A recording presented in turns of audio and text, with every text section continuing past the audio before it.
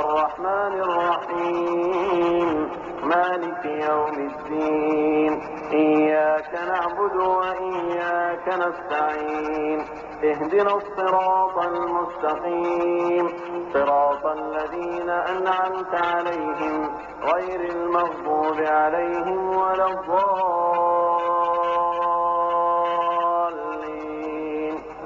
آمين.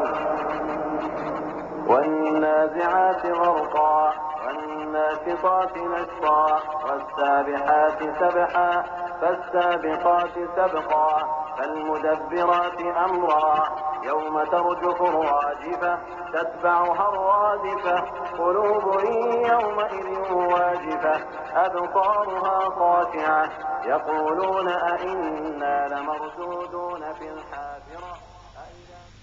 السلام عليكم ورحمة الله وبركاته. அன்பிற்குரிய இஸ்லாமிய சகோதரர்களே, கொள்கை சகோதரர்களே, இப்போது நீங்க ஒரு ஒளிநாடாவை பார்க்க போறீங்க. இந்த ஒளிநாடாவை அனைத்து தௌஹீத் ஜமாத் கூட்டமைப்பு சார்பாக நாங்க வெளியிடுறோம். இந்த ஒளிநாடாவை நாங்க வெளியிடுறதற்கான காரணம் என்ன என்பதை உங்களுடைய கவனத்துக்கு கொண்டு வர்றோம். அனைத்து தௌஹீத் ஜமாத் கூட்டமைப்பினுடைய தலைவராகிய எனக்கோ அல்லது இந்த கூட்டமைப்பினுடைய மற்ற பொறுப்பாளர்களுக்கோ மற்ற அமைப்புகளுடைய மற்ற இயக்கங்களுடைய நடவடிக்கைகளை சாடிக்கொண்டு குறப்படுத்திக் கொண்டிருக்கக்கூடிய நோக்கம் எங்களுக்கு கிடையாது. அது சரியும் அல்ல. இந்த விஷயத்தில் நாங்கள் ரொம்ப தெளிவாகவே இருக்கிறோம். ஆனா அப்படி இந்த விஷயத்தில் தெளிவாக இருக்கக்கூடிய நாங்க இந்த ஒளிநாடாவை வெளியிடுவதற்கான காரணம் என்ன, அந்த நிர்பந்தம் எங்களுக்கு ஏன் உருவாச்சு என்பதை இப்போ உங்களிடத்தில் தெளிவுபடுத்த கடமைப்பட்டிருக்கிறோம். ஜமியத் அஹ்லுல் குர்ஆன் வல் ஹதீஸ் ஜாக்கினுடைய தலைவராக இருக்கிற எஸ் கமாலுத்தீன் மதனி அவர்கள் ஒரு ஒளிநாடாவை வெளியிட்டிருக்கிறாங்க. அந்த ஒளிநாடால அனைத்து தௌஹீத் ஜமாத் கூட்டமைப்பு பொறுப்பாளர்களாக இருக்கிற இதனுடைய தாயிகளாக இருக்கிற எங்களை பத்தி பல்வகையான புகார்களை சொல்லி பல குற்றச்சாட்டுகளை எங்கள் மேல சுமத்தி இருக்கிறாங்க. அதையெல்லாம் நாங்க கேட்கிற பார்க்கக்கூடிய ஒரு வாய்ப்பு எங்களுக்கு கிடைச்சு, என்ன மாதிரியான குற்றச்சாட்டுகளை எல்லாம் அவங்க அதுல சுமத்தி இருக்கிறாங்க அப்படிங்கிறத நாங்க கேட்கும்போது பார்க்கும்போது ரொம்ப அதிர்ச்சியா இருந்தது, ரொம்ப வேதனையாக இருந்துச்சு. இந்த மாதிரியான குற்றச்சாட்டுகளை அவதூறுகளை எங்க மேல அவங்க பரப்பி இருக்கிறாங்க அப்படின்னு வரும்போது இதுக்கு நாங்க இதை கேட்டுக்கிட்டு பார்த்துக்கிட்டு இருக்கிறது மார்க்க ரீதியாகவே மிக முற்றிலும் தப்பா தான் இருக்கு. அது மட்டும் இல்லாம நாங்க அவங்க மேல பல அவதூறுகளை சொல்வதாகவும் அவங்க செய்யாத பல தப்புகளை அவங்க மேல நாங்க சுமத்தி இருக்கிறதாகவும் சொல்லி அதுக்கு விளக்கம் சொல்றோங்கிற பேர்ல பல பொய்களை தான் அதுல சொல்லி இருக்கிறாங்க. இதையெல்லாம் நாங்க தெளிவா பார்க்க முடிஞ்சு. இப்படி எங்க மேல பல குற்றச்சாட்டுகளை சுமத்தி அவங்க பக்கம் நியாயம் இருப்பது போல உண்மைக்கு புறம்பான பல செய்திகள்லாம் அதுல எடுத்து சொல்லி இருக்கும் போது நாங்க எவங்களெல்லாம் ரொம்ப உயர்வானவங்களாக நினைச்சு இருந்தோமோ இந்த அளவுக்கு தரம் தாழ்ந்து மிக மோசமான வார்த்தைகளை எல்லாம் பயன்படுத்தி ரொம்ப கொச்சையாக அநாகரிகமான முறையில இந்த ஒளிநாடாவை வெளியிட்டு இருக்கிறாங்க என்று பார்க்கும்போது குர்ஆன் ஹதீஸ் அடிப்படையில் செயல்படுவதாக தங்களை அடையாளம் காட்டிக் கொள்ளக்கூடிய இவங்க இந்த அளவுக்கு அநாகரிகமாக நடந்திருக்கும் போது மக்கள் மத்தியில் இந்த ஒளிநாடாவை சர்வ சாதாரணமாக அவங்க பரவ விட்டிருக்கும் போது உள்நாட்டிலும் சரி பல வெளிநாடுகளிலும் சரி இந்த ஒளிநாடாவை அவங்க பரவ விட்டிருக்கும் போது எங்களை பற்றிய தப்பான எண்ணங்கள் மக்களுக்கு மத்தியில் ஏற்படுவதற்கு வாய்ப்பு உண்டாயிருச்சு. இந்த நிலையில நாங்க அந்த குற்றச்சாட்டுகளை எல்லாம் சுமந்து கொண்டு மௌனமாக இருந்தோன்னு சொன்னா இந்த குற்றச்சாட்டுகள் எல்லாம் உண்மைங்கிறதாக மக்கள் நம்ப தள்ளப்பட்டுருவாங்க. இந்த நிலையில நாங்க மௌனம் சாதிக்கிறது இருக்குது, அது ஒரு பாவம் தான். இதுக்காகத்தான் நாங்க அந்த ஒளிநாடாவுக்கு தெளிவான பதில் சொல்ல வேண்டிய கடமை ஏற்பட்டிருக்கு. உங்களுக்கு தெரியும், நாயகம் ஸல்லல்லாஹு அலைஹி வஸல்லம் அவர்களை சம்பந்தப்படுத்திய ஒரு முக்கியமான ஹதீஸ் புகாரியில பல்வேறு ஹதீஸ் கிதாபுகள்ல வந்திருக்கிறத நாம எல்லாம் அறிஞ்சிருக்கிறோம். நாயகம் ஸல்லல்லாஹு அலைஹி வஸல்லம் ஒரு நாள் ராத்திரி தன்னுடைய மனைவியோட பேசிக்கிட்டு இருக்கிறாங்க, பள்ளிவாசல் நின்றுட்டு. அப்படி பேசிக்கிட்டு இருக்கும் போது அந்த பகுதியில் 2 பேர் போறாங்க. ரசூலுல்லாஹ்வுடைய மனைவி சஃபியா நாயகியோட பேசிட்டு இருக்கிறாங்க. 2 பேர் போறாங்க. அப்படி போகும்போது அந்த 2 பேரையும் கூப்பிட்டு நாயகம் ஸல்லல்லாஹு அலைஹி வஸல்லம் சொல்றாங்க, இவங்க என்னுடைய மனைவி சஃபியா, அவங்களோட தான் பேசிக்கிட்டு இருக்கிறேன் அப்படின்னு சொல்றாங்க. அப்போ யாரோ ஒரு பெண்ணோட பேசிக்கிட்டு இருக்கிறாங்கிற ஒரு தப்பான எண்ணம் உருவாயிடக் கூடாதுங்கிறதுக்காகத்தான் நான் எந்த பெண்ணோடு பேசுவதற்கு தனிமையில இருப்பதற்கு அல்லாஹ் அனுமதிச்சிருக்கிறானோ அந்த பெண்ணோட தான் பேசிக்கிட்டு இருக்கிறேங்கிறத தெளிவுபடுத்தி தன்னுடைய ஒழுக்கத்தை அங்க நிலைநாட்டும் முகமாக அங்க எடுத்த அந்த தோழர்களுக்கு புரிய வைக்கிறாங்க. அப்படியானா பின்னால ஒரு களங்கம் ஏற்படுவதற்கு வாய்ப்பு இருக்கிறது அப்படின்னு இருக்கும் போது அது அப்பதே நாயகம் ஸல்லல்லாஹு அலைஹி வஸல்லம் தொடர்ச்சி தான் சரியான ஆளு, கரெக்டான ஆளுங்கிறத தெளிவுபடுத்துறாங்க சொன்னா, உண்மையிலேயே இந்த குற்றச்சாட்டுகளுக்கு நாங்க ஆளானவங்களாக ஆயிட்டோம் அப்படிங்கிற ஒரு நிலை உருவாயிடும். இந்த மாதிரியான அவதூறுகளை பரப்பி இருக்கும் போது நாங்க மௌனமாக இருந்திருந்தா, அதனால தான் எல்லா இடங்களுக்கும் பரப்பப்பட்டிருக்கக்கூடிய அந்த ஒளிநாடாவுக்கு பதில் சொல்லி நாங்க அந்த குற்றச்சாட்டுகளுக்கு உரியவர்கள் கிடையாது, நாங்க கரெக்டான ஆட்கள் தான் அப்படிங்கறத தெளிவுபடுத்த வேண்டிய கடமை இருக்கிறதுனால தான் இந்த ஒளிநாடாவை இப்ப நாங்க வெளியிட வேண்டிய நிர்பந்தத்துக்கு தள்ளப்பட்டிருக்கிறோம். இல்லை என்று சொன்னா இப்படி ஒரு ஒளிநாடாவை வெளியிட வேண்டிய அவசியமே இல்லை, தேவையே இல்லை. அப்படிப்பட்ட ஒரு நிர்பந்தத்தை எங்க மேல அவங்க என்ன செய்திருக்கிறாங்க, உருவாக்கி இருக்கிறாங்க. இதை உங்களுடைய கவனத்துக்கு நாங்க கொண்டு வர்றோம்.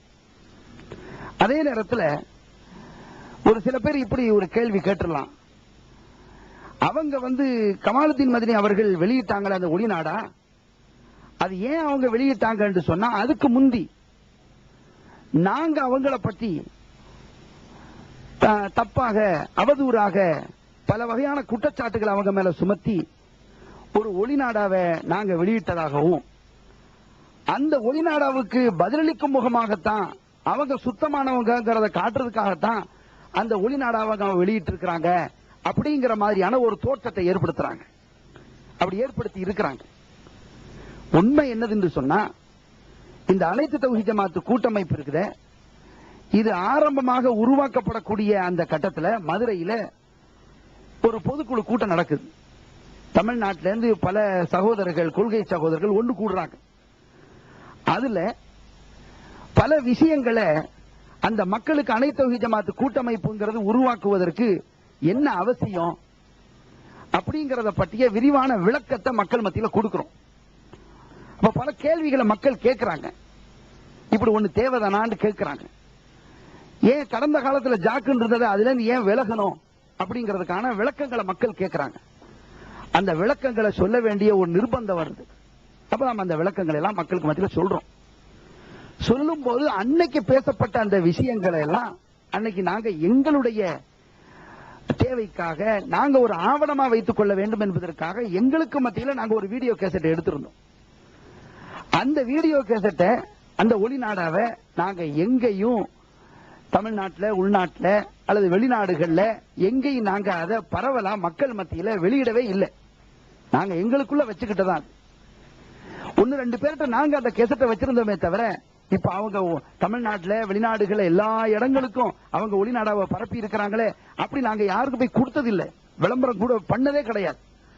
அப்ப எங்க 2 பேர் 3 பேர்கிட்ட வச்சிருந்த அந்த ஒளிநாடாவை தான் திருட்டுத்தனமாக எப்படியோ அவங்க கைப்பற்றி அந்த ஒளிநாடாவை நாங்க எல்லா இடங்களுக்கும் பரப்புன மாதிரியான ஒரு தோற்றத்தை ஏற்படுத்தி அதுக்கு அவங்க பதிலளிக்கிற மாதிரி ஒரு ஒளிநாடாவை வெளியிட்டு இருக்கிறாங்களே தவிர உண்மையிலே நாங்க வெளியிட இல்லை. எங்களுக்குள்ள நாங்க வச்சுக்கிட்ட ஒரு ஒளிநாடா தான் அது. இதை உங்களுடைய கவனத்துக்கு கொண்டு வர்றோம். ஆக எல்லா இடங்களுக்கும் இந்த செய்திகளை பரப்பியவர்கள் அவர்கள் தான் ஒளிநாடாவின் மூலமாக. அதுல அவங்க சுத்தமானவங்க மாதிரி காட்டிக்கொள்ளும் முகமாக நாங்க செய்யாத சொல்லாத பல விஷயங்களை எல்லாம் அதுல வெளிப்படுத்தி காட்டி இருக்கிறாங்களே, அதையெல்லாம் தோலுரிச்சு காட்ட வேண்டிய ஒரு அவசியம் வந்துட்டதுனால தான் இந்த ஒளிநாடாவை நாம வெளியிடுறோம். இதை நீங்க பாக்குறீங்க. பார்த்து உண்மை எந்த பக்கம் இருக்குது, நியாயம் எந்த பக்கம் இருக்குது அப்படிங்கறத இன்ஷா அல்லாஹ் நீங்க தெளிவா தெரிஞ்சுக்கிடுவீங்க. இதன் மூலமாக அனைத்து தௌஹீத் ஜமாத் கூட்டமைப்பு, அதனுடைய பொறுப்பாளர்கள், அதனுடைய தொடர்பாளர்கள் எந்த அளவுக்கு இந்த விஷயத்துல கூட பெருந்தன்மையோட நடந்திருக்கிறாங்க அப்படிங்கறதையும் இன்ஷா அல்லாஹ் நீங்க தெரிஞ்சு கொள்வீங்க. மதுரையில சில கொஞ்ச நாளைக்கு முன்னால தௌஹீத் அவர்கள் எல்லாம் ஒண்ணு சேர்ந்து அதுல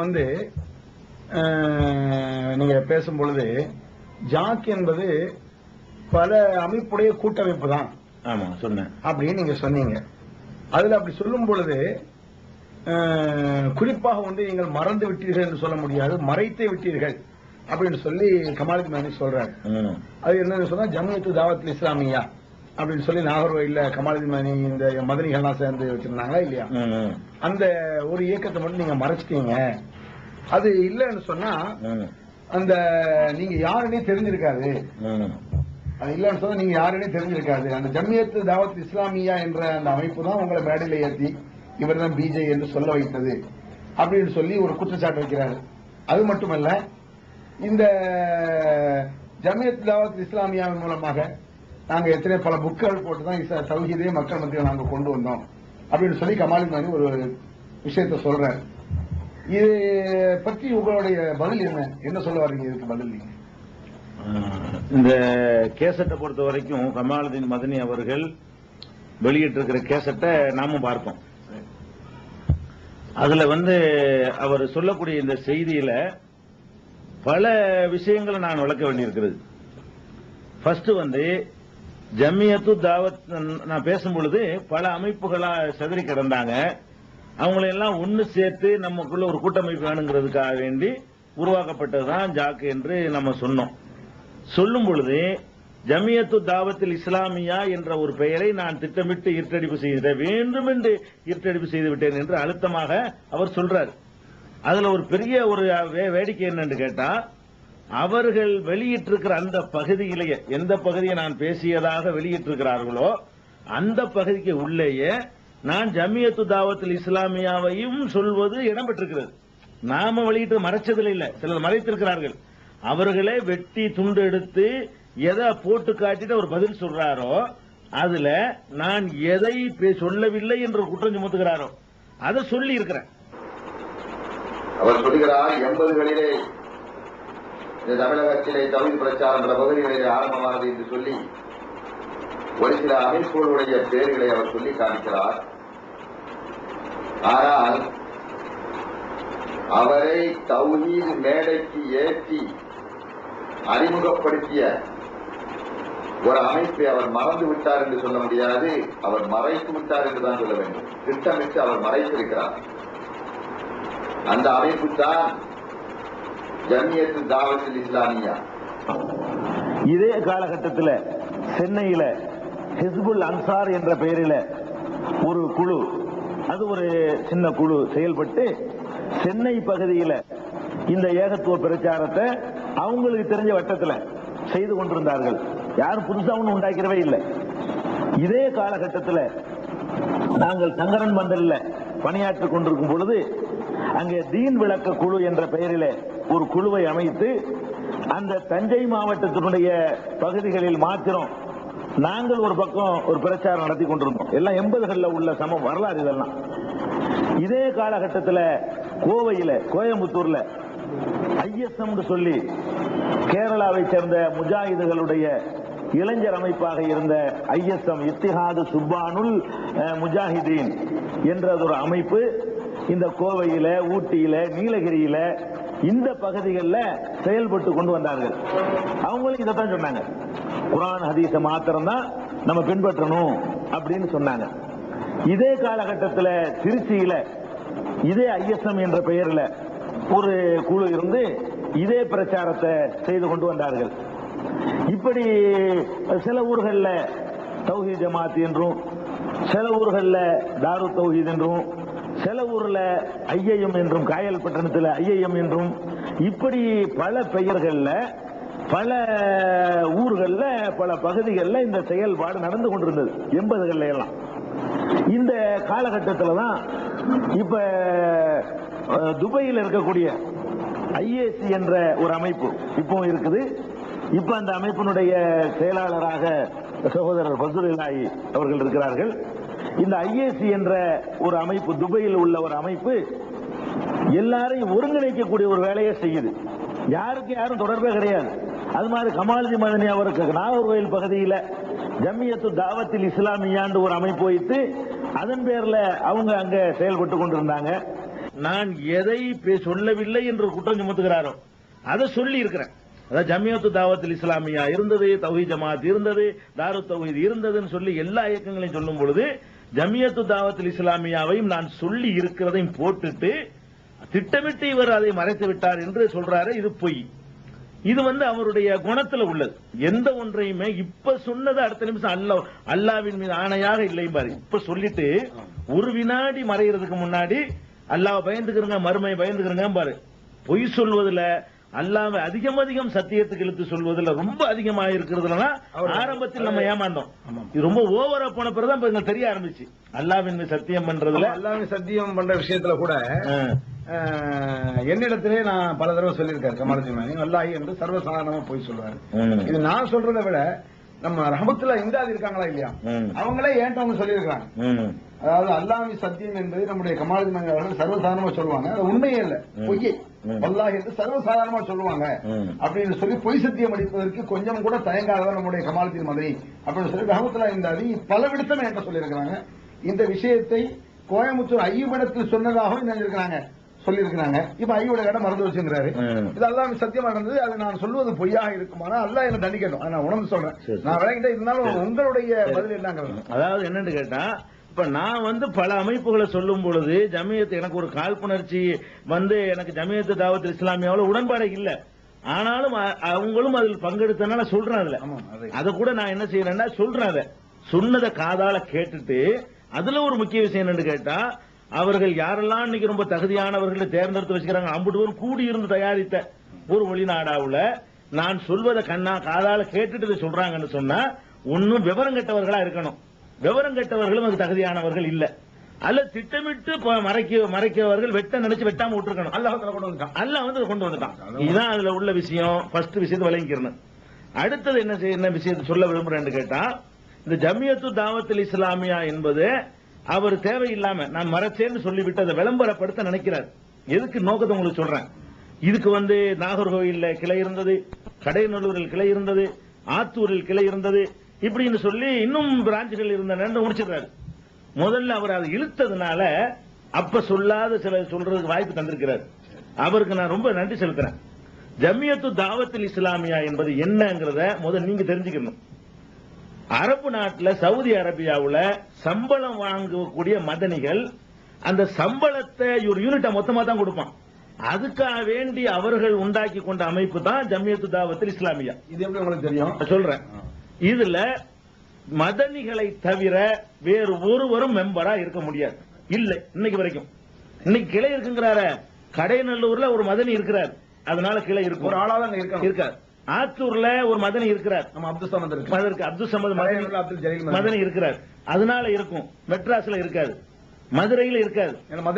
மதுரையில மதனி இல்ல, சம்பளம் வாங்குற ஆள் இல்ல. திருச்சியில இருக்காது. அப்ப ஜமியத்து தாவத்தில் இஸ்லாமியாவை நம்ம தேவையில்லாம இப்படிலாம் காசுக்கு தான் இவங்க சொன்னாங்க நம்பலப்படுத்த கூடாதுன்னு சொல்லி அப்படி பட்டும் போடாமலும் சொல்லிட்டு போறோம். இவர் அதையே ஒரு பெரிய தகுதியா சொல்ல வந்தார்னு சொன்னா, அவர்கள் ஜமியத்து தாவத்தில் இஸ்லாமியா உண்டாக்குனது தங்களுக்கு சம்பளம் வாங்குவதற்காக வேண்டி, இன்னைக்கு வரைக்கும் வாங்கிட்டு இருக்காங்க அதன் பேர்ல, அதுக்கு வாங்குவதற்காக வேண்டியும் சில சிபாரிசு கடிதங்களை கொடுத்து, திருவிதாங்கோட்ல ஒரு மதரசா இருக்குது, குத்துபியத்து ஓதக்கூடிய மதரசா, அதெல்லாம் தௌஹீத் அடிப்படையில் இயங்குதுன்னு எழுதி உதவி வாங்கி கொடுத்தவர் இவர் ஜமியத்து கமாலுதீன் மதனி. தௌஹீத் அந்த அளவுக்கு இருந்தது. எப்படி இது மறுக்க சொல்லுங்க அப்ப இல்லண்டு. திருவிதாங்கோட்ல உள்ள அந்த பள்ளிவாசலுக்கு இவர் ரெக்கமெண்ட் பண்ணி வாங்கி கொடுக்கல, மறுக்கட்டுன்னு ஆதாரம் தரேன். மறுக்க முடியாது. அவ்வளவு பேருக்கும் தெரிஞ்ச ஒரு விஷயம் அது. அதனால ஜமியத்து தாவத் இஸ்லாமியா நீங்க விளங்கிக்கிறனும், அது நாடு பூரா பிரான்ச் இருக்குன்னு விட்டுட்டாரு, பேசாம 3 தான் சொன்னாரு, 3க்கு மேல கிடையாது. பேருக்கு என்ன ஆமீர் உமரிங்கிறவரை ரப்பர் ஸ்டாம்புக்கு தலைவரா போட்டாங்க. இந்த மதனி மத தவிர மத்தவங்க இருக்கணும். அவர் ரப்பர் ஸ்டாம்பு தானே தவிர பேருக்கு காட்டணுங்கிறதுக்காக வேண்டி வேற ஒருவரும் மதனிகளை தவிர அதில் இருக்க முடியாது. வரவு செலவுக்காக உள்ள ஒரு ஐயக்கம் அது. வெளிநாட்டுல வாங்கி நோட்டீஸ் அடிச்சுட்டு அதுக்கு ஒரு கணக்கு காட்டுவாங்க. இவங்க காட்டுற கணக்கு ஏத்துக்கிட்டு பணம் கொடுப்பான். அதுக்காக வேண்டி பணம் வாங்குறது இங்க உள்ள செயல்பாடுகளை காசாக்குறதுக்குள்ள அமைப்பு. இதை நீங்க விளங்கிக்கணும். ஒண்ணு. ரெண்டாவது, அதன் மூலமா தான் அந்த புக்களை எல்லாம் காட்டுறாங்க. இன்னும் சொல்றேன், அதையும் நீங்க சொல்லிட்டீங்க. இப்ப தௌஹீத முதல் விஷயம் என்னன்னா, நான் தான் அறிமுகப்படுத்தினேன், நாங்க தான் அவருக்கு மேடை ஏத்தணும்ன்றது இருக்குல்ல.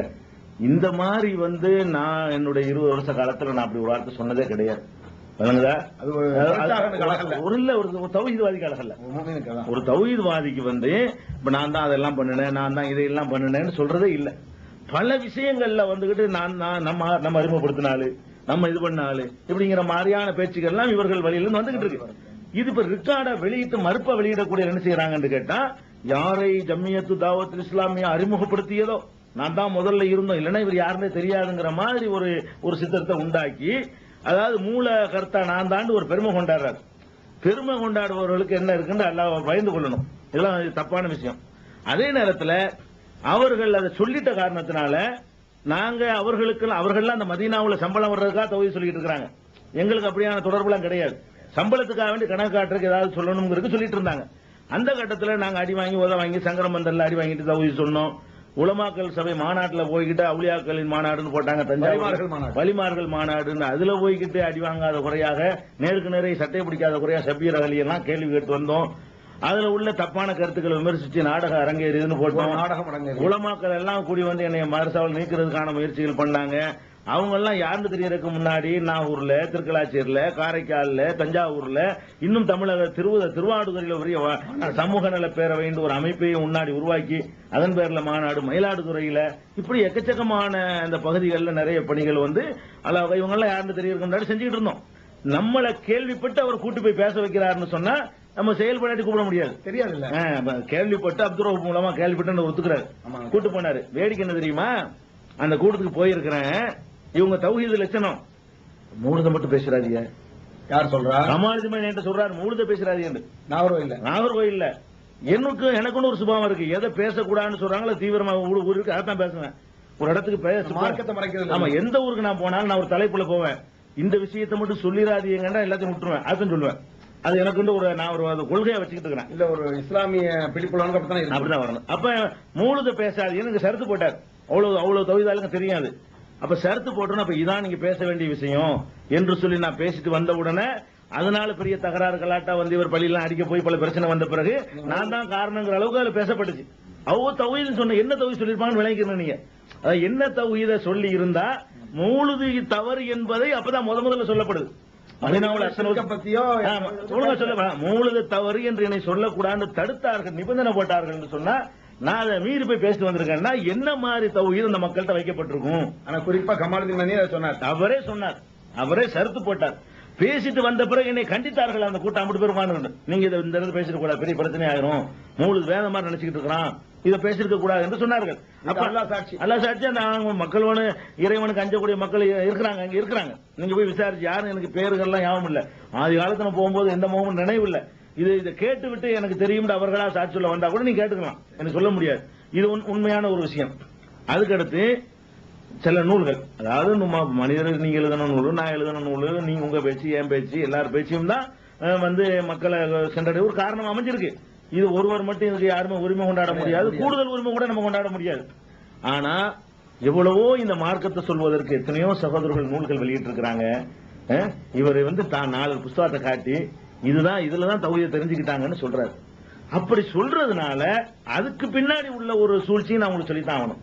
என்ன சொல்லணும்னு கேட்டா, சவுதி அரேபியாவுல முகமது அப்துல் வஹாப், இப்னு தைமியா, இந்த 2 பேருடைய நூல்களை வேற மொழியில நீங்க மொழிபெயர்த்தீங்க என்று சொன்னா பல லட்சக்கணக்கான ரூபாய்களை அவன் தருகிறான். ஓசியாக கொடுக்கிறேன்னு சொன்னாலும் சரி தர்றான். நம்ம சொல்ற பிரிண்ட் கணக்கு தான். நம்ம மொழிபெயர்ப்புக்கு நம்மளா ஒரு தொகை நிர்ணயிச்சுக்க வேண்டியதான். ஒரு புத்தகத்தை மொழிபெயர்த்தா ஒரு 5 லட்சம் ரூபாய் தூக்குனாப்புல எனக்கு கிடைக்கும். பிளஸ் வித்தா அதுல வேற காசு கிடைக்கும். ஃப்ரீயா கொடுத்தாலும் அடிக்கிறதுல நம்ம பேப்பருக்கு நம்ம கொடுக்கிற கணக்கு தான், அவன் நாட்டுக்கு வித்தியாசம் தெரியாது. இந்த மாதிரி வசீலா தெரிவதின் தெளிவான சட்டங்கள் செய்த முதனி போட்டார, அதுல அவருக்கு என்ன கிடைச்சிச்சு? இவ்வளவு புஸ்தகங்கள் இருக்கக்கூடிய நேரத்தில், மக்களுக்கு எளிமையா சொல்ற நேரத்தில் ஒரு தலைவாணி மாதிரி புஸ்தகம் மக்களுக்கு விளங்குமாது விளங்காத ஒரு நடையில போட்டாங்க. எதுக்கு போட்டாங்க? அதை நான் விமர்சிக்கிறது சொல்ல மாட்டேன், அதையே ஒரு சாதனையா சொல்லித்தான் காட்டுவேன். அப்ப முகமது நீ ஒரு எவ்வளவோ தௌஹீத பத்தி குர்ஆனுடைய வசனங்கள் தொகுத்து நீ போடலாம்.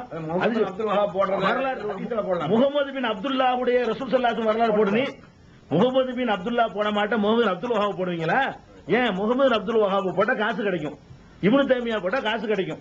அப்ப அந்த நூல்களை மொழிபெயர்க்கிறதுக்கு ஒரு காசு, அது இலவசமா வெளியிடறதுக்கு ஒரு காசு, பிரிண்டிங் கணக்கு காட்டுறதுல ஒரு காசு, இதுக்காக வேண்டி நீங்க அந்த 4 நூலையும் தூக்கி காட்டினீங்களே தவிர அதை படிச்சுட்டு தான் வந்தானா?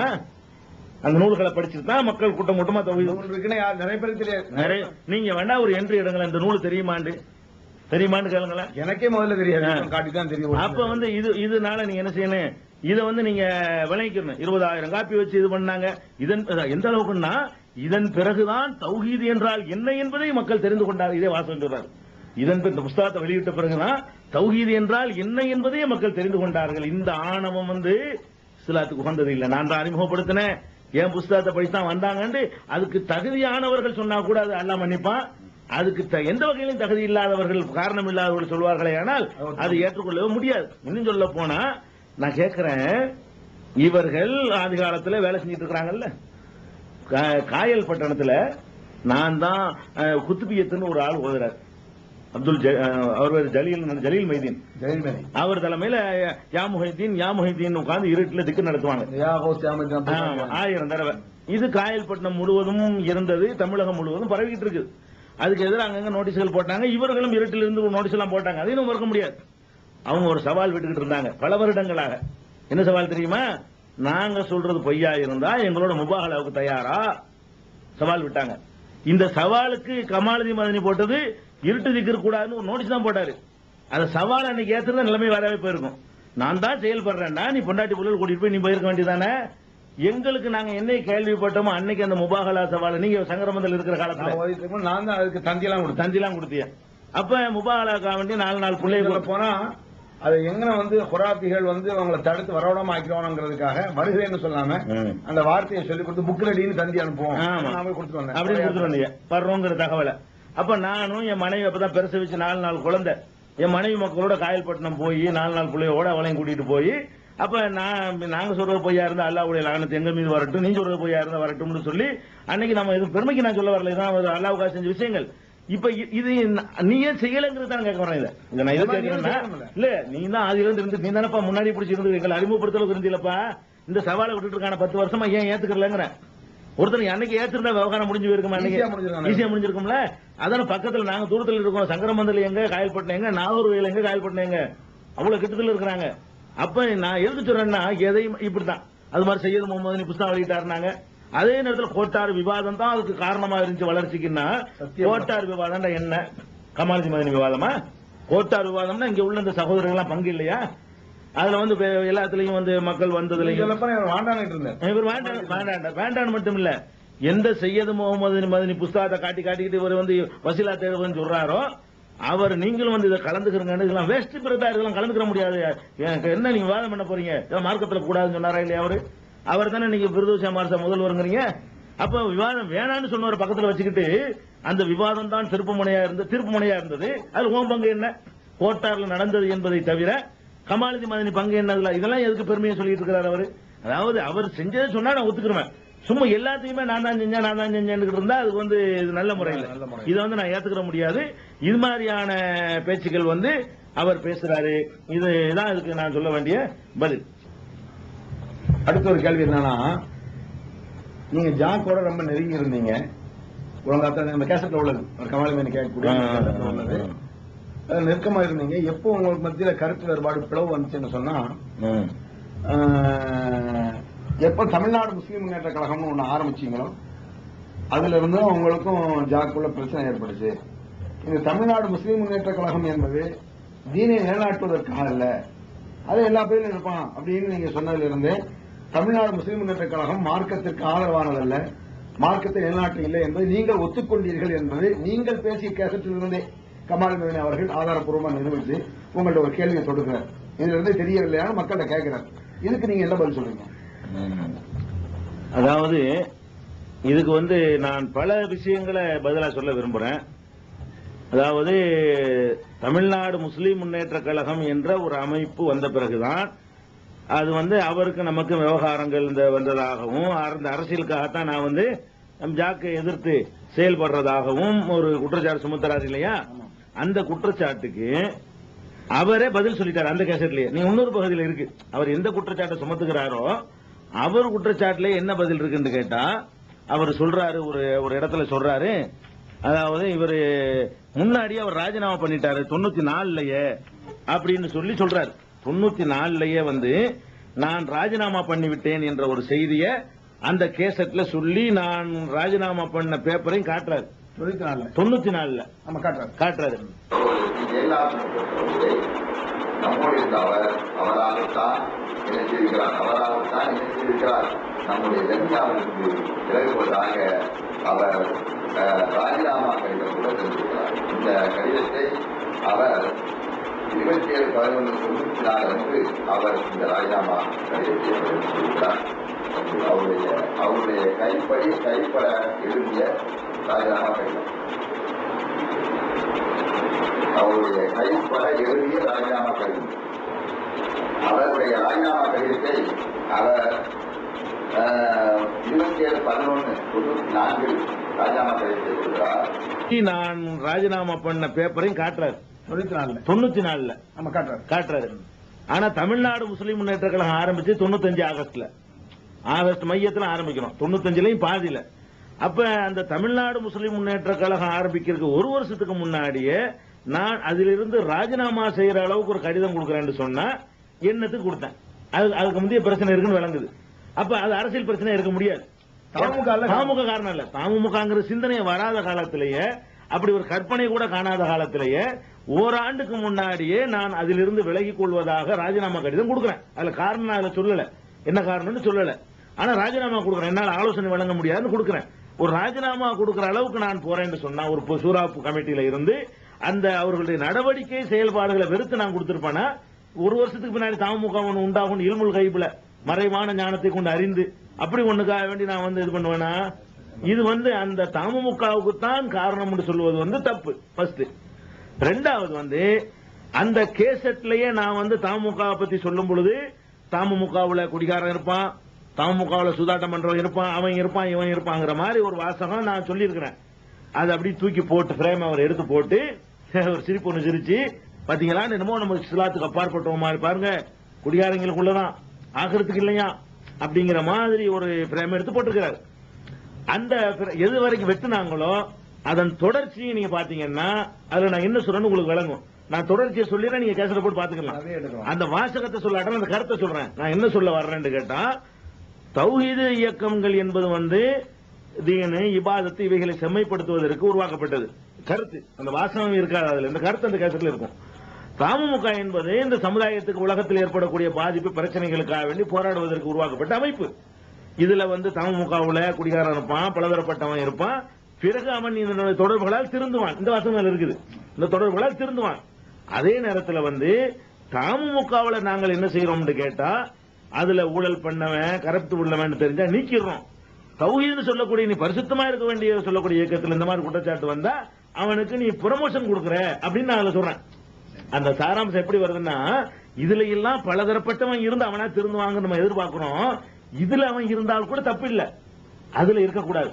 தௌஹீதையே அடிப்படைன்னு சொல்லி முழுக்க முழுக்க தீன் அடிப்படையில் இருக்குன்னு சொல்லக்கூடிய ஒரு இயக்கத்தின் தலைமையை நீ பொம்பளை பொறிக்கிட்டையும் ஊழல் பண்றவன்ட்டையும் திருட்டு பண்றவன்ட்டையும் கொடுக்க கூடாதுப்பா, நாங்க இங்க நடவடிக்கை எடுக்கிறோம், நீங்க நடவடிக்கை எடுக்கலன்னு சொல்லிட்டு அதுக்கு சில உதாரணங்களையும் காட்டி திருச்சி ரஹமத்துல்லா வரைக்கும் காட்டுறேன். அதையும் போட்டு காட்டி அதுக்கு பதில் சொல்லல. அவங்கள பொறுத்தவரையில அது தீனை நிலைநாட்டக்கூடிய ஒரு அமைப்பு அல்ல. தாமுகாங்கிறது நன்றாக புரிந்து கொள்ளுங்கள் அன்பு சகோதரர்களே, தாமுகா என்று சென்று கொண்டிருக்கக்கூடிய அன்பு சகோதரர்களை நான் சொல்லவில்லை, உங்களுடைய அமைப்பாளர் சொல்லுகிறார். என்ன சொல்கிறார்? தமுக என்பது தீனை நிலைநாட்டக்கூடிய ஒரு அமைப்பு அல்ல. அப்படின்னா தீனை நிலைநாட்டுவது இல்லைன்னா அப்ப தீன என்னது இல்லாம இருக்கக்கூடிய அமைப்பா? ஒரு பெரிய தீன நிலைநாட்டக்கூடிய இயக்கம் இல்ல, அது மார்க்க சம்பந்தப்பட்ட வேலை தான். துன்யாவில் நமக்கு பிரச்சனை ஏற்படாம அது மார்க்க சொன்ன கடமைக்காக வேண்டிய உள்ளதான். இல்ல அதுல பெர்ஃபெக்டா உள்ளவன் தான் இருப்பான்னு சொல்ல முடியாது. தமுகவில் பலரும் இருப்பாங்க, நெருக்கிறவன் இருப்பான், குடியாரன் இருப்பான், திருந்துவான். அவனோட இணைந்து நம்ம திருந்துவதற்காக வேண்டி அதுக்குள்ள முயற்சிகளை பண்றோம். இப்ப கமாலுதீன் மதனியுடைய நம்பிக்கை பிரகாரம் தமுக என்ற ஒரு இயக்கம் இஸ்லாத்துக்கு எதிரானதா இல்லையா, அவர் என்ன நினைக்கிறார் அப்படிங்கறத முதல்ல நீங்க பார்க்கணும். இப்ப தமிழ்நாடு முஸ்லிம் முன்னேற்ற கழகத்துக்கு எதிராக இந்த மாதிரி குற்றச்சாட்டுகளை அவர் சொல்லிக்கிட்டு வந்ததை கண்டு ஹாமிது பக்ரி என்ன பண்றாருன்னு கேட்டா, இதை நம்ம சரி பண்ணணும். இப்ப அனைத்து தௌஹீத் ஜமாத் கூட்டமைப்பின் தலைவராக இருக்கக்கூடிய ஹாமிது பக்ரி அவர்கள் என்ன பண்றாருன்னா, எல்லா தௌஹீதுக்காக பிரச்சாரம் செய்யக்கூடியவர்கள் எல்லாம் ஒன்றா அழைத்து இதை ஒரு பேசி தீர்த்துருவோம் அப்படின்னு சொல்லி, அதாவது தமிழ்நாடு முஸ்லிம் முன்னேற்ற கழகம் வந்து குர்ஆன் ஹதீஸுக்கு எதிரானதா உடன்பட்டதா, இதுதான் தலைப்பு. அது மாதிரி அவர் வந்து என் மீது சொல்லக்கூடிய குற்றச்சாட்டு, நான் அவருக்கு எதிராக சொல்லக்கூடிய குற்றச்சாட்டு, இவைகளை பேசுவதற்கு என்று நாங்க ரெண்டு பேரும் தான் பேசணும் என்ற அடிப்படையில் மற்றவர்கள் எல்லாம் பார்வையாளர் இருப்பாங்க. ஒரு கூட்டத்தை ஒண்ணு ஒரு கூட்டுறாரு, யாரு ஹாமிது பக்ரி. எப்ப கூட்டுறாருன்னு கேட்டா 1/5/1997 கூட்டுறாரு. 97 தமுக ஆரம்பிச்சு 2 வருஷத்துல.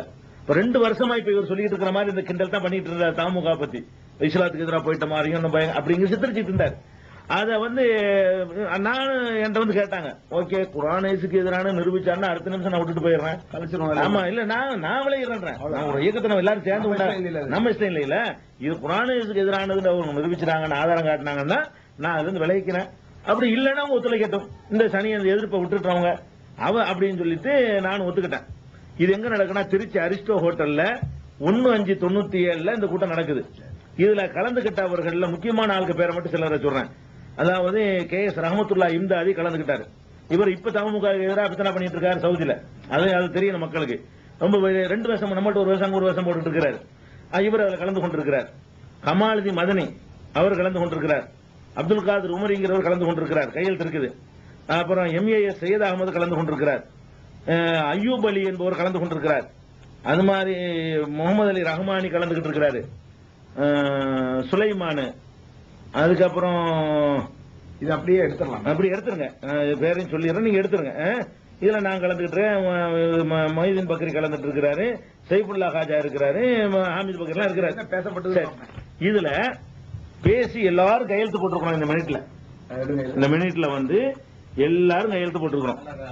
இந்த கையெழுத்துல வந்து முதல் கையெழுத்து வந்து ரஹமத்துல்லாஹி இம்தாதியுடைய கையெழுத்து தான். இந்த பேஜ்ல வந்து முதல் கையெழுத்து யாருடையதுன்னா ரஹமத்துல்லாஹி, அந்த பக்கம் இந்த சைடு வாங்கம்மா, இந்த பக்கம் இந்த பேஜ். முதல் கையெழுத்து வந்து KS ரஹமத்துல்லாஹி இம்தாதி, 2வது கையெழுத்து வந்து கமாலுதீன் மதனி. இது 2 பேர் கையெழுத்து போட்டிருக்காங்கன்னு வைங்களேன். பின்னாடி உள்ள கையெழுத்தையும் காட்டுங்க. இவ்வளவு பேர் கலந்து கொண்டிருக்கிறார்கள். மொத்தம் அது எத்தனை, அடுத்த பேஜ் பாருமா, எத்தனை பேருமா மொத்தம் நம்பரை காட்டு. 32 33 அப்படி வா, 38வது சைஃபுல்லா காஜா கையெழுத்தோட முடியுது. சரியா? அப்ப சரி, என்னுடைய கையெழுத்தும் இருக்குது அதுல. அப்ப 38 பேரும் கலந்து கொண்ட அந்த கூட்டத்தில் வாசிட்டு போக்கஸ் பண்ணுங்க, அதான் சரியா வரும். அதுல நடந்த வாசகத்தை அப்படி வாசிக்கிறேன். காயல் பிஸ்மில்லாஹிர் ரஹ்மானிர் ரஹீம். காயல் பட்டணம் தாருல் ஹதீஸ் சார்பில் இன்று 1/5/97 திருச்சி அரிஸ்டோ ஹோட்டலில் வைத்து, இந்த வைத்துங்கிற வாசகத்தை வளைக்கணும் அவர் வாசகம் எதுக்கட்டும் வைத்துன்னு எழுதுவார். அவர் எழுதுனதே அவர் தான், அப்படி காப்பி எடுத்திருக்கு. இந்த வாசகத்தை எழுதுனதே கமாலுதீன் பேப்பர்ல எழுதி கொடுக்க அதைத்தான் எடுத்திருக்கு. அவர் எப்பவுமே இந்த வைத்து போடுவாரு, அதில் வைத்து ஆலோசனை நடைபெறும், இதில் வைத்து நடக்கும் தான் போடுவாரு. பள்ளிவாசலில் கூட நடக்கணும் போடுவாரு, பள்ளிவாசலில் வைத்துன்னு போடுவாரு. இந்த வைத்து அவருக்கு ட்ரேட் மார்க். அவரே எழுதி கொடுத்த வாசகம் என்ன, நான் பார்த்து நான் தான் கரெக்ட் பண்ணி தருவேன் பிடிவாதம் பிடிச்சி அவர் கையில எழுதி கொடுத்து நகல் பண்ணது. நீங்களா எழுதிட்டா கூட போய் எழுதிருவீங்க, என்ன பேசணுங்கிறத நான் தான் எழுதணும்னு சொல்லிட்டு அவர் எழுதி தந்ததை நக்கல் பண்ணது, அதை விளங்கிக்கணும். அப்ப திருச்சி அரிஸ்டோ ஹோட்டலில் வைத்து ஒரு கலந்த ஆலோசனை கூட்டம் நடைபெற்றது. அதில் JQG தலைவர் கமாலுதீன் மதனி மற்றும் TMMK மாநில அமைப்பாளர் P ஜைனுல்லாபுதீன் உட்பட 38 மௌலவிகள் கலந்து கொண்டார்கள். அதில் கீழ்காணும் தீர்மானங்கள் நிறைவேற்றப்பட்டன. 1.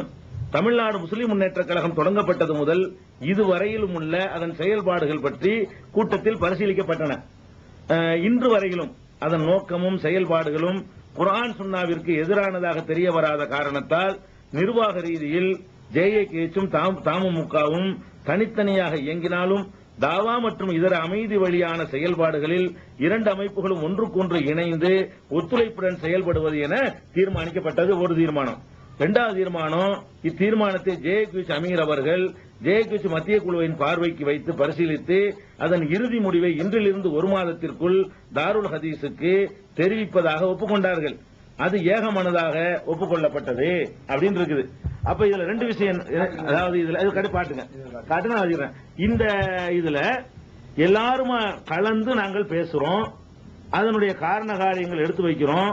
இது இஸ்லாத்துக்கு எதிரானது என்று என்ன வாதங்களை இவர்கள் எடுத்து வைக்கிறார்களோ அதற்கெல்லாம் நான் பதில் சொல்லுகிறேன். அந்த பதிலுக்கு அவர்கள் பதில் சொல்றாரு, அப்புறம் நான் பதில் சொல்லுகிறேன். கடைசியில் வந்திருக்க 38 பேருமே இது அவர் சொல்ற தவறுங்கிறத வளர்ந்துக்கிறாங்க. அவருக்கும் பதில் சொல்ல முடியாம அதை ஒத்துக்கொள்கிறாரு. ரஹமத்துல்லாஹி இம்தாதியும் சில வாதங்களை எடுத்து வச்சாரு, அதுக்கு நம்ம பதில் சொன்னோம். கடைசியில் இது எல்லாருமா கூடி அவர் கைப்பட எழுதி அதை எடுத்து பிரதி எடுத்து, இது அவர் கையெழுத்து இல்ல, அவர் கையால் எழுதி தந்ததை நம்ம நக்கல் எடுத்து அதை மினிட்ல பதிவு பண்ணிருக்கிறோம், சைன் பண்ணிருக்கிறார். சரி, இதுல சைன் பண்ண பிறகு அவர் இன்றைக்கு ஒரு மாசத்தில் சொல்றேன்னு சொன்னார 97, இப்ப 2002, 60 மாசம் ஓடி போயிருக்கு. ஏறக்குறைய 5 வருஷம் ஓடி போச்சு. 5 வருஷம் 4 வருஷம் 48 மாசம் ஓடி போச்சு. 48 மாதங்கள் ஆன பிறகு இன்னும் ஒரு மாசம் அவர் காவல, ஒரு மாதத்தில் தெரிவிக்கிறேன்டார. இவர் இந்த மாதிரி சொல்றது ஆயிரக்கணக்கு, 1-2 இல்ல, 15 நாளில் தெரிவிப்பேன் பாரு, தெரிவிக்கவே மாட்டார். இதை நான் திருத்திக் கொள்றேன், 10 நாள் செய்யறேன் பாரு, அது அந்த நேரத்தில் சரி. எந்த ஒன்றை வாயால் அவர் சொன்னாலும் சரி, எந்த ஒன்றை எழுத்தில் சொன்னாலும் சரி, அந்த தண்ணீரில் எழுதுவது என்பதற்கும் அதற்கு வித்தியாசம் இருக்காது. அதுல இது ஒரு ஸ்டாண்ட் தெரியுது, அவர் சைன் பண்ணாரு. அப்ப நம்ம என்ன இதுல நான் சொல்ல வர்றேன்னு கேட்டா, நீங்க குர்ஆனுக்கு எதிரானது என்று சொல்ல வேண்டிய இடம் மற்ற மக்கள்கிட்ட சொல்றதுக்கு முன்னாடி என்னிடத்தில் சொல்லணும். ஏன்னா நான் உங்களோட இருந்த ஒருத்தன் அந்த தப்புலவே மாட்டிக்கிட்டு இருக்கிறேன். உங்க கொள்கைப்படி நான் ஒரு தவறான வழியில் இருக்கேன். என்னிடத்தில் நீங்க முதல்ல சொல்லணும். சொன்னீங்க, நான் விளக்கம் சொன்ன உங்களுக்கு பதில் இல்ல, ஏத்துக்கிட்டீங்க. அப்ப ஏத்துக்கிட்டு இது குர்ஆனுக்கு சுன்னாவுக்கு எதிரானது இல்லைன்னு சொல்லி ஒத்துழைப்பது என்றும் சொல்லி முடிவெடுத்த பிறகு என்ன ஒத்துழைச்சாங்க தெரியுமா? பள்ளிவாசல் உணர்வு வைக்க கூடாது, ஒத்துழைப்பு. ஜாக்கு பள்ளிவாசல்ல உணர்வு வைக்க கூடாது, ஒத்துழைப்பு. ஒற்றுமை வைக்க கூடாது, ஒத்துழைப்பு. மற்ற நிர்வாகிகள்கிட்ட நான் கலந்து அப்புறம் தெளிவு தரலன்னா ஒத்துக்கிட்டாங்கன்னு அர்த்தம். பதில் வரலன்னா மாற்றம் இருந்தா தானே தெரிவிக்கணும், இல்லன்னா ஒத்துக்கிட்டாருன்னு அர்த்தம். அது வரைக்கும் செயல்படணும்லங்க. அது தராத வரைக்கும் முதல் தீர்மானம் தானே அமுல்ல இருக்கணும், 2வது தீர்மானம் அமுல்படுத்தாத வரைக்கும் அதான் செய்யணும். அப்ப நான் என்ன சொல்றேன்னா, இது ஒரு சும்மா சொல்றது. தமுக சும்மா துன்யாவுக்கா போயிட்டாங்க, கிண்டல் பண்ற மாதிரி, துன்யா அப்படி ஒரு மாதிரியா பேசுறாரு. இப்ப ஒரு ஆகரத்துக்கு மட்டும் இவர் பாடுபடுற மாதிரியும், தமுக துன்யாவுக்கு ரொம்ப அற்பமானது மாதிரியும், இவர் துன்யாவே நாடாம முழுக்க சம்பளம் எல்லாம் மதீனாவுல வாங்காம சும்மா எல்லாம் செய்யற மாதிரி ஒரு டிராமா காட்ட விரும்புகிறார். அது இல்லாட்டி இவங்க தவிர சொல்லிருக்க மாட்டாங்க. அதான் அவங்களுடைய யதார்த்தமான குணம். இது விட்டுருவோம். இப்ப நான் என்ன கேட்கிறேன்னு கேட்டா, இவர் தமுகவுடைய அவசியத்தை அவருக்கு நெருக்கடி வரும்போது அதை நாடி இருக்கிறார், அதை நீங்க ஞாபகத்தில் வச்சுக்கணும். இது மார்க்கப்படி தப்பு இல்லைன்னு சரி, சமுதாயத்துக்கு தேவைங்கிறதா நாங்க செஞ்சிட்டு இருக்கிறோம்ல, சரி, இது விமர்சனம் கிண்டல் பண்ணிக்கிட்டே இருக்கிறார். அந்த கேசட் வரைக்கும் கிண்டல் பண்றாரு. அவர் ஒரு நெருக்கடியில ஒரு நாள் மாட்டினார், இங்க இந்தியாவில் ஒரு நெருக்கடியில மாட்டினார். அவர் அந்த நெருக்கடியிலிருந்து மீளுவதற்கு எந்த வழியும் இல்லாம தமிழ்நாடு முஸ்லிம் முன்னேற்ற கழகத்தை விட்டா எனக்கு காப்பாற்ற கதி இல்லைன்னு சொல்லி தமுகவுல கோரிக்கை வச்சார். வாயினால வச்சா ஏத்துக்கிற மாட்டோம், எழுதி கொடுத்தோம். எழுதி கொடுத்தார். தமுகவுக்கு என்னஞ்சாரு, லெட்டராக எழுதி கையெழுத்து போட்டு, கையெழுத்து வெளியிட காட்டுறேன், இப்ப தர்றேன் உங்களுக்கு அந்த லெட்டர் காட்டுறேன். அது என்ன எழுதுறாருன்னு கேட்டா, அதுக்கு வந்து ஒரு சம்பவத்தை நீங்க தெரிஞ்சுக்கணும். என்ன சம்பவம்னு கேட்டா, பள்ளிவாசல் கட்டுவதற்காக இவர் பணங்கள் நிறைய வரும். இந்த பணங்களை என்ன செய்வார்னு கேட்டா, அந்த ஊர்ல தௌஹீதுக்கு அடிபட்டவன், உதப்பட்டவன், ஜெயிலுக்கு போனவன், அது பாடுபட்டவன் எல்லாம் இருப்பான். அவனெல்லாம் நம்ப மாட்டாரு. ஏன்னு கேட்டா அவன் கரெக்டா இருப்பாங்கிறதுனால எவன் ஹீங்கிறான அவன்கிட்ட கொடுத்துருவாரு. அப்பதான் கொஞ்சம் கூட குறைய இருந்தாலும் 2 பேரும் அட்ஜஸ்ட் பண்ணலாங்கிறதுக்காக வேண்டி நடிப்பவனுக்கு தான் கொடுப்பார்.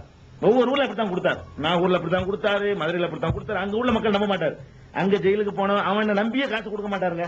இவர் எவன் முழு அளவுக்கு தடுக்க இடத்துக்கு பணம் கொடுத்தாவே நம்ப மாட்டார், பணம் கொடுத்தா நம்ப மாட்டார். இவருடைய அந்த மாதிரி பழக்கத்துல புதுக்கோட்டையில ஒரு பள்ளிவாசலுக்கு இடம் வாங்குறதுக்காக வேண்டி ஒரு ஒரு அரபிட்ட இருந்து ஒரு 7.5 லட்சம் ரூபாய் வருது அவருக்கு, 7,50,000. அந்த 7,50,000 என்ன பண்றாருன்னு கேட்டா, அங்க உள்ள சகோதரர்கள், புதுக்கோட்டை மாவட்டம், பக்கத்துல உள்ள மாவட்டங்கள், அது யார்கிட்ட கொடுக்கலாம் அதெல்லாம் ஆலோசனை பண்ணி அங்க ஒரு கமிட்டியை போட்டு அதுக்கு அந்த ரூபாய்க்கு உள்ள பக்காவான ஏற்பாடுகள் எல்லாம் பண்ணிட்டு இதான் செய்யணும். இவர் என்ன பண்ணார் தெரியுமா, நல்லா ஒருத்தன் ஜாலரா போட்டான், அவங்கிட்ட கொண்டு 7.5 லட்சத்தையும் கொடுத்தாரு. இடம் தாருக்கு 7 லட்சத்தையும் வாங்கிட்டாங்க. அந்த பணத்தை அவனை கொடுத்து. ஆமா, இப்ப பள்ளிவாசலுக்காக வர்ற பணத்தை 7 லட்சத்தையுமே எந்த அளவுக்கு ஒரு ஏமாளிங்கிற ஒரு இயக்கத்தை கொடுத்து இல்லங்க, மார்க்கத்துல ஒரு 7 லட்சம் கொடுக்கறதா இருந்தா எப்படி கொடுக்கணும் முறையா? உன் வீட்டுக்காக எப்படி கொடுப்பேன்? அவருடைய 7 லட்சத்தை எனக்கு தருவதா இருந்தால் எப்படி தருவார்? 7,000 எப்படி தருவாரு? அப்ப புதுக்கோட்டையில 7 லட்சம் ரூபாய் கொடுத்தியப்பா, ஏதாவது சொத்து அடமானம் வாங்கிட்டு கொடுத்தியா, நகைகள் ஏதாவது வாங்கிட்டு கொடுத்தியா, ஒரு 10 பேரை கூட்டணியா போட்டு அதன் பேர்ல ஒரு ஜாயிண்டா ஏதாவது ஒரு வகையில கொடுத்தியா, செக்கா கொடுத்தியா, என்ன எவிடன்ஸ்ல கொடுத்தா ஒரு இலவங்க ஒண்ணும் இல்ல கொடுத்துட்டாரா? அவன் பார்த்தான் இந்த மாதிரி பையனுக்கு எதிர்பார்த்துட்டு இருந்த மாதிரியே அவன் நல்ல அல்வா கொடுத்துட்டான். ஒண்ணும் இல்ல, நாள் ஆகிக்கிட்டே இருக்கு, இடம் வாங்கப்படவே இல்ல. பொதுவா பள்ளிகளுக்கு பணம் கொடுக்கும்போது அப்படிதான் கொடுப்பாங்க, எழுதி வாங்கிட்டு கொடுக்குற மாதிரி இல்லையே. கமிட்டி போட்டு கொடுக்கணும், கமிட்டி போட்டு கொடுக்கணும்லங்க. ஒரு ஆள்கிட்ட எப்படி கொடுக்கறது? கொஞ்சம் கொஞ்சமா நீங்க சொன்ன கொடுக்கணும். முதல்ல அப்படிதான் கொடுக்கணும், அட்வான்ஸ் கொண்டே கொடுக்கணும். இவன் விட்டு அவருக்கு ஒரு இடம் வாங்குறது அப்படித்தான் செஞ்சிருப்பாரு. முதல்ல இடத்தை இவருந்து பார்க்கணும். இவர் ஒரு தலைவரா இருந்தாருன்னா அப்ப தகுதி முதல்ல வேணும். அப்ப இவருடைய காசுல சல்லி காசுல கரெக்டா இருப்பாரு இவர். நாளனா அவருடைய பைசா அவருடைய காசு போகக்கூடாதுன்னு கவனமா இருப்பாருங்க. நீ ஒரு நெருங்கி பாருங்கன்னா தெரியும். அப்ப நாலனாவுக்கு அவ்வளவு கணக்கு பார்க்கக்கூடியவர். நம்மள மாதிரிலாம் ஒரு பெருந்தன்மையா காசுல இருக்க மாட்டார், அவருடைய சொந்த காசுல. அப்படி இருக்கக்கூடிய நீ 7,50,000 ரூபாய மக்களுடைய காசு, அல்லாவுடைய பள்ளிக்கு சொந்தமான காசை ஒருத்தன் கொண்டு நீ கொடுக்குற.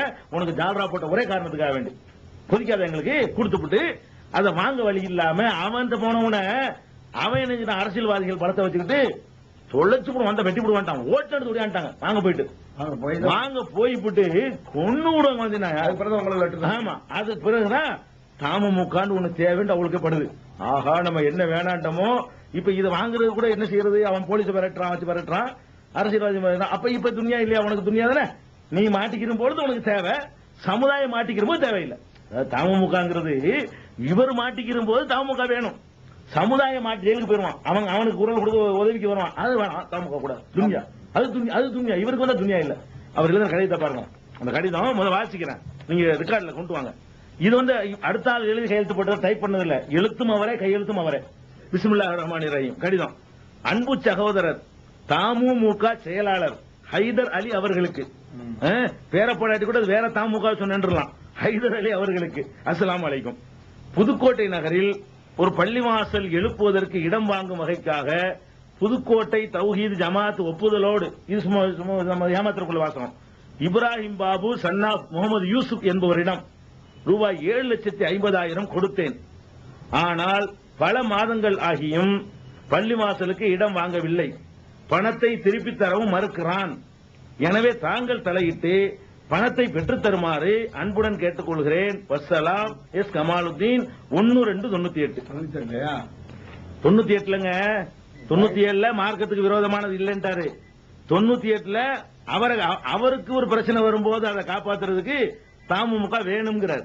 இதை விட ஒரு ஆதரவு, இதோட ஆதரவு வேண்டியது. அப்ப நீ எதுக்காக வேண்டி தமுக கடிதம் கொடுத்த? கடிதத்தை நிக்காதியே, தெளிவா இருக்க சைன் மட்டும் இல்ல, எழுத்து யார் எழுத்து பாருங்க, எழுத்து அவர் எழுத்தான். இது இல்லைன்னா மார்க்க இல்லாது, ஒரிஜினல் இருக்கு. படிக்கிற மாதிரி மேல வந்து கொண்டு வாங்க, மேல வந்து கொண்டு வாங்க. படிக்கிற மாதிரி இல்ல போங்க மேல. ஓகே, நான் கேட்கிறேன், இப்படியான ஒருவரை நம்பி நீங்கள் பணம் அனுப்பலாமா? நான் கேட்கிறேன், மக்கள் கேட்கிறேன், இதை பார்த்துக்கிட்டு இருக்க மக்கள் கேட்கிறேன். 7,50,000 ரூபாய் பொதுவான காரியத்துக்கு வந்ததை என்கிட்டயே தூக்கி தந்தா கூட அவர் நம்பலாமா? ஒரு காரியத்தை நிர்வகிக்கிறது தகுதி வேணாமா ஒரு மனுஷனுக்கு? நீ நேர்மையான அளவை இருந்துட்டு போப்பா, நேர்மையா இருந்துட்டு போ. உன் வீட்டு காசை பாதுகாக்கிற மாதிரி இதை காப்பாத்தாட்டி உனக்கு தகுதி இருக்கா? உன் வீட்டு காசை காப்பாத்துற மாதிரி பொது காசை நீ காப்பாத்தலன்னா உனக்கு தகுதி இருக்கான்னு வேலை கொடுத்தாங்கன்னா அல்லாட்டா அவங்க பதில் சொல்லி ஆகணும். அது மட்டும் இல்ல, எந்த தமுமுக வேணான்னு சொன்னாரோ அந்த தமுமுகவுல இருந்து கடிதம் கொடுத்தவனே இந்த ஆள் கடிதத்தை மிரட்டி வாங்கிட்டான். அதுக்காக என்ன பண்ணிட்டோம்னா, நீ வா ஆபீஸ்க்கு, தமுக ஆபீஸ்க்கு அவனை வர சொல்லிட்டோம். அவன் வரமாட்டேன்ட்டான். மிரட்டி வாங்கிட்டாங்கன்னு சொல்ல முடியும். என்னை குறிச்சு மிரட்டி வாங்கினாங்கன்னு சொல்லிட்டு பாருங்க. அவர் எனக்கு வலுதா, நாங்க எழுதி கவனமா இருக்கணும்ல. அதுக்காக என்ன பண்ணோம்னா, சம்பந்தப்பட்ட மாட்டேன்டான், வரணும். எப்படி அவனை வர வைக்கணும் வர வச்சான் ஆபீஸுக்கு. யார்கிட்ட ஏமாந்தாரோ அவன் என்ன செஞ்சோம், ஆபீஸுக்கு வர வச்சோம். கமாலுதீன் மதனி அவனை வச்சு விசாரணைக்குள்ள நிப்பாட்டி 2 பேரையும் விசாரிச்சு அது பணம் சில செக்குகளை சிலதுக்கு வாங்கி கொடுத்தோம், சில ஏற்பாடுகளை பண்ணி அதை கொடுத்தோம். அதை திருப்பி வாங்குறதுக்குள்ள சரியான முயற்சி எடுக்காம அதுல ஏமாந்தாங்க. ஆமா, அதுலயும் ஒழுங்கா அவங்க ஏமாந்துட்டாங்க. அது ஒழுங்கா பண்ண தெரியலன்னு வைங்களேன். இப்ப எதுக்கு சொல்றாங்க, இந்த எந்த ஆபீஸுக்கு வர்றாரு தமுமுக இஸ்லாத்தை விட்டு உங்களுக்கு தேவைன்னா தமுமுக, உங்களுக்கு ஒரு பிரச்சனை வந்துட்டா தமுமுக, தீனை நிலைநாட்டாத தமுமுக, தீனை நிலைநாட்டாத தமுக உதவி கேட்டிய இது ஒண்ணு.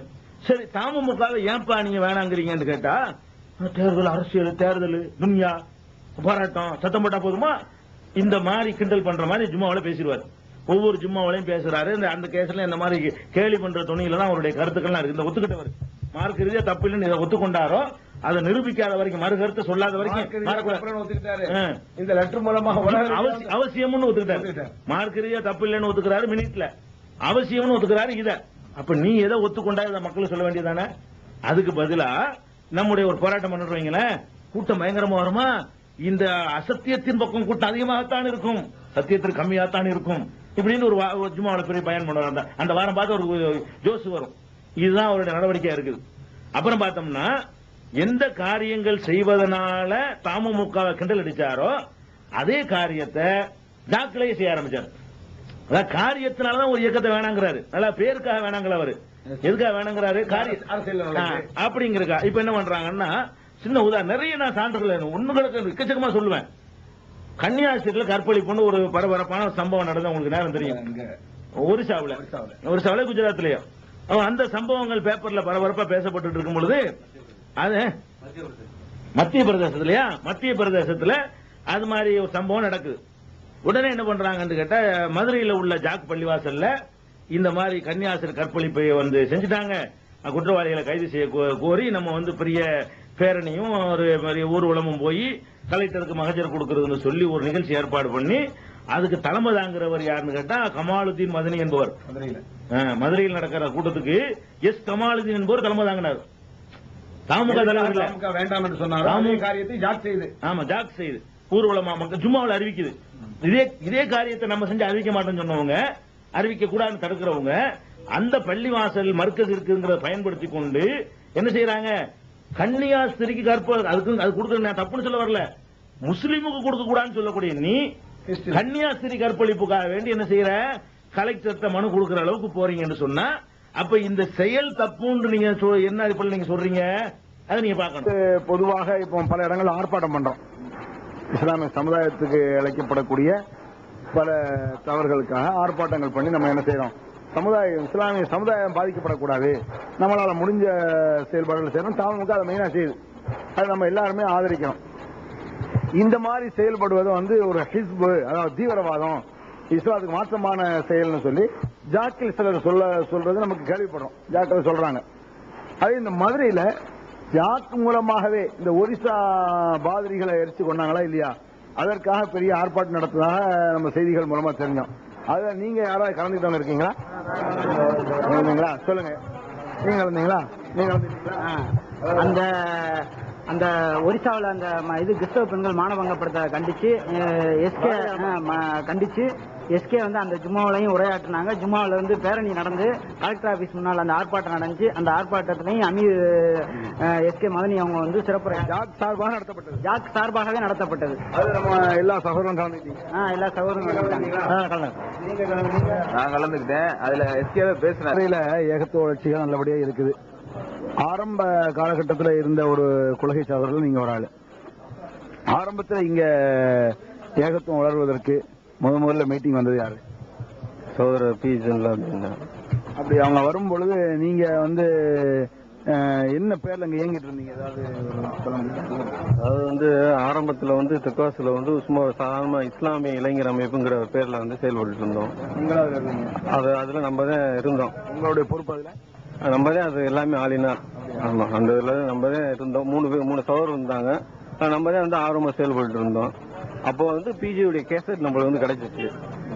பிஜி கேசட் கிடைக்கும் போது அது சொல்லக்கூடிய கருத்துலாம் நல்ல கருத்தா இருந்ததுனால அவர் அணுகி டேட் வாங்கி ப்ரோக்ராம் மீட்டிங். அந்த நேரத்தில் கமாலுதீன் மதனி, அப்துல் காதர் மதனி யாராவது தெரியும் உங்களுக்கு? அப்போ வந்து அவங்களாம் யாரும் தெரியாது. இந்த ஒரிசா பாதிரிகளை எரிச்சு கொண்டாங்களே, அப்ப ஜாக் மூலமா ஒரு ஆர்ப்பாட்டம் நடத்துனீங்களா? ஆமா நடத்தணும். அப்ப அதுல நீங்க கலந்துக்கிட்டீங்களா? கலந்துட்டோம். எல்லாரும் கலந்துக்கிட்டாங்களா?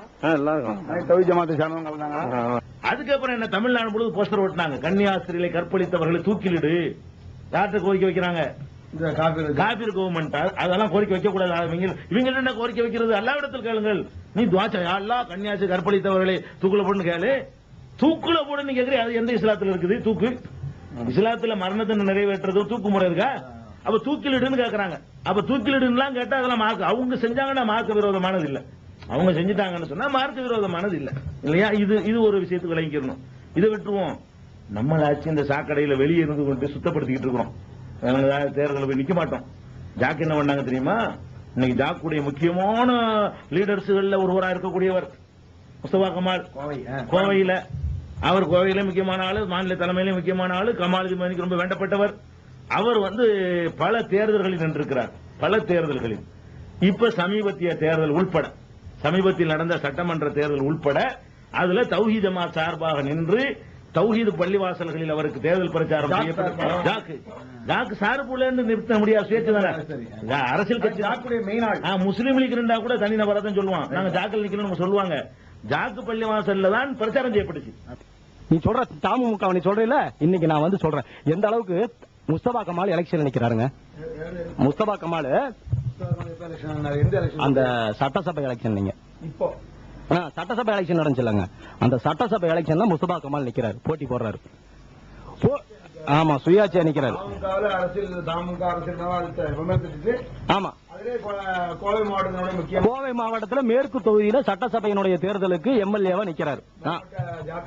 ஆமா, ஆமா, முன்னாள் அமீர். ஒரு விஷயம் சொன்னாரு, ஆனா ஜமாத் அந்த இடத்தை தான் பயன்படுத்தினாங்க போஸ்ட் எல்லாம் வைக்கிறதுக்கு. ஜமாத்தினுடைய ஆளு பள்ளிவாசல தான் பயன்படுத்தினாங்க பிரச்சாரத்துக்கு. ஜமாத்துடைய ஆளுங்க அவருக்கு பிரச்சாரத்துக்கு போனா, நானும் அவருக்கு பிரச்சாரம். நீங்க போனீங்களா? சொல்லுங்க. ஆமா, இவங்க மேல வச்சிருந்த நல்ல அபிப்பிராயத்துக்காக நானும் வீடு வீடா ஓட்டு கேட்க போனேங்க. நானும் இந்த முஸ்தபா கமாலுக்காக பிரச்சாரம் பண்ணேன். எந்த அளவுக்கு பிரச்சாரம் பண்ணது மட்டும் இல்லாம, 2வது நடந்த நகரசபை தேர்தல் எலெக்ஷனுக்கு போடும்போதும் கூட, அவர் எலெக்ஷனுக்கு கவுன்சிலரா நிக்கிறதுக்கு முடிவு பண்ணும்போதும் கூட, நாமினேஷன் தாக்கல் பண்றதுக்கு சாட்சி கையெழுத்து போடுறதுக்கு நானும் போனேன். அமமுகவை குறை சொல்லக்கூடிய ஆளு நீ எலெக்ஷன் நின்றக்கூடாது. நீ எலெக்ஷன் உனக்கு என்ன வேலை? எலெக்ஷனுக்கு நீ ஆன்மீக பணி தானே. குரான் ஹதீஸை நீ பீரோ சொல்றவன். பிஜே பல்டி அடிக்கிறாரு நாளுக்கு நாள். குராபிகளை சரி பண்ண பிஜே பல்டி அடிக்கிறாரு. பிஜே தமுக வச்சு வசதி வாய்ப்புகளை உயர்த்திட்டாரு. நீ நகரசபை தலைவரா இருந்து வசதி வாய்ப்பு உயர்த்த போறியா? எம்எல்ஏ வருது வசதி வாய்ப்பு உயர்த்த போறியா? எனக்கு இதெல்லாம் இப்ப வருதுங்க. அப்ப நம்பிக்கை நல்ல அபிப்பிராயம் வச்சிருந்தாங்க. நான் மட்டும் இல்லாம குடும்பமே நல்ல அபிப்பிராயம் இந்த முஸ்தபா கமால் ஐயூப் மலையில வச்சிருந்தோம். அப்போ அந்த நிலையில அப்போ இப்படி நீ நிக்கிற, அப்போ உனக்கு கூடும், உன்னோட அந்தஸ்தை உயர்த்திக்கிறதுக்கு நீ கூடும். சமுதாயத்துக்கு சில நல்லது விளைவிக்கணுங்கிற காரணத்துக்காக தமுகங்கிற பேர்ல சில சமுதாய பணிகளை மார்க்கத்தை ஓவர்டேக் பண்ணாம செஞ்சா அது தவறு. இப்ப நான் கேட்கிறேன், நான் அதாவது எந்த பள்ளிவாசல் தௌஹீதை நிலைநாட்டுவார்கள் என்பதற்காக உதவி செய்கிறார்களோ மக்கள், அந்த பள்ளிவாசலை ஒரு மனிதன் தேர்தலில் நின்று ஜெயிப்பதற்காக வேண்டி தேர்தல் பிரச்சார மேடையா பயன்படுத்தினாங்க. இதுகாலம் வரைக்கும் தமிழ்நாடு முஸ்லிம் முன்னேற்ற கழகம் பள்ளிவாசல்ல மேடை கிடைத்து எத்தனை மேடையில் ஏறி இருக்கிறது, தேர்தல் பிரச்சாரத்துக்கு யூஸ் பண்ணது கிடையாது. தமுக எந்த மனிதனுக்கும் ஓட்டு கொடுங்கன்னு சொன்னது கிடையாது. அவர்கள் சொன்னார்கள். அதே மாதிரி மதுரையில ஜாக் சார்பாக கவுன்சிலருக்கு ஆட்கள் நிறுத்தினாங்க. அந்த மாதிரியா நிறுத்தின காட்சி கவுன்சிலர் தேர்தல் நிறுத்தின மாநகராட்சி தேர்தல், அதுல போன தடவை நிப்பாட்டினாங்க, இந்த தடவை நிப்பாட்டினாங்க. அப்ப தேர்தலில் நிக்கிற அளவுக்கு இறங்கி போயிட்டு நம்ம துனியா இயக்கமா தேர்தலில் நிக்கிற அளவுக்கு எல்லாம் இறங்கி போவாங்களாம். அப்ப இதெல்லாம் இதுக்காக ஒரு நடவடிக்கை இல்லை. இன்னைக்கு முக்கியமான இடத்துல இருந்து கொண்டிருக்கிறார்கள், இது காரணமானவர்கள் முக்கியமான இடத்துல இருக்கிறாங்க. அப்ப இந்த மாதிரி பள்ளியில வச்சு தேர்தல் பிரச்சாரம் பண்ணி நம்ம தூக்கி போட்டு பார்ப்போம். மாநில துணை செயலாளர் போஸ்ட் ஐயூப்ங்கிற ஒரு ஆளு உலக மகாபிராடு நீங்க ஆதாரத்தை நிரூபிப்பீங்க. கோயம்புத்தூர் போனீங்கன்னா நீங்க அந்த நான் சொன்ன இடத்துல விசாரிக்கணும். அந்த மாதிரியான ஒரு ஆளு துணை பொதுச் செயலாளர், துணை தலைவரா, துணை செயலாளர் போஸ்ட் மாநிலத்துக்கு அவரு தேர்தல் பிரச்சாரம் பண்றாரு பள்ளிவாசல்ல ஒரு மனிதனுக்காக வேண்டி, ஒரு ஜாக்கு மெம்பருக்காக வேண்டி. இது மாதிரி ஊடுடா போய் தௌஹீத் அடிப்படையில் இஸ்லாத்தை பயங்காட்டி இதை ஓட்டு போட்டுக்கிறாங்க. நமக்கு இதான் நல்லது செய்வார்னு சொல்லல. இவருக்கு போட்டா நீங்க வெற்றி பெறலாம் மறுமையில, அவருக்கு போட்டா மறுமையில அல்ல கேட்பான்னு சொல்லிட்டு பிரச்சாரம் செய்யப்பட்டுச்சு. சொர்க்கத்துக்கு போனா அந்த மாதிரி எல்லாம் மார்க்கத்தை அரசியலுக்கு கேடுகட்ட முறையில் பயன்படுத்தின நீங்க எங்களை துணியாவாதீங்களா? கொதிக்குதுங்க. சந்தர்ப்பவாதிகள் இவர்களை தெரிஞ்சுக்கிறேன்னு உங்களுக்கு தெரிஞ்ச விட எனக்கு நல்லா தெரியும். நெருங்கி பழகின வகையில நான் எதுக்கு இந்த தமுக ஆரம்பிக்கும் போது எங்க விலகிறேன், எதுக்கு ஒதுங்கி வர்றேன் பாக்குறேன். இந்த ஒரு கருவியா யூஸ் பண்றாங்க. உள்ளுக்கு இருந்தே எவ்வளவு போராட்டங்கள், எத்தனை கருத்துக்களை சொல்றோம். எல்லாம் இந்த சம்பாதிக்கிற சிந்தனையும் தங்களை வளர்த்துக் கொள்வது வந்த பிறகுதான் விருத்து போய் வெளியே வந்தோம். நம்ம தலைமையை கைப்பற்றுறதுக்கு முயற்சி பண்றாங்க. அந்த மாதிரி எல்லாம் அவங்க நினைக்கிறாங்க. நான் தூக்கிட்டு போட்டு வந்த நாய்க்கை துப்பிட்டு வந்த தலைமை அது. இன்னும் தலைமையை கைப்பற்றுறது அதுக்கு மேற்கொண்ட தலைமை அல்லாஹ் வந்து தரது அதையும் தூக்கி போட்டு உட்கார்ந்துருக்கேன். எனக்கு தேவையில்லை, இந்த தலைமையில எனக்கு நாட்டம் கிடையாது. நான் வந்து தப்பு எங்க இருந்தாலும் நான் கண்டிப்பா எனக்கு சுபாவம் அது. எந்த காலத்திலயுமே எனக்கு தப்புன்னு போயிடுச்சுன்னா தாட்சணியம் பார்க்காம நான் சொல்லுவேன். உள்ளுக்குள்ள இருந்து சொல்றதுக்குன்னு ஒரு கட்டம் வச்சிருப்போம், திருந்துவார்கள். அது வரைக்கும் உள்ள இருந்து சொல்லுவோம். நேற்று வரைக்கும் பார்த்துட்டு இருந்து எல்லாம் சொல்லக்கூடாது. திருந்துவார்கள் எனக்கா ஒரு இதுக்கு மேல தாங்காது. நபிமார்கள் பிரச்சனை பண்ணாங்க. முதல் நாள் கேட்கணும்னு யாரும் அழிச்சிட்டு கேட்டதில்லை.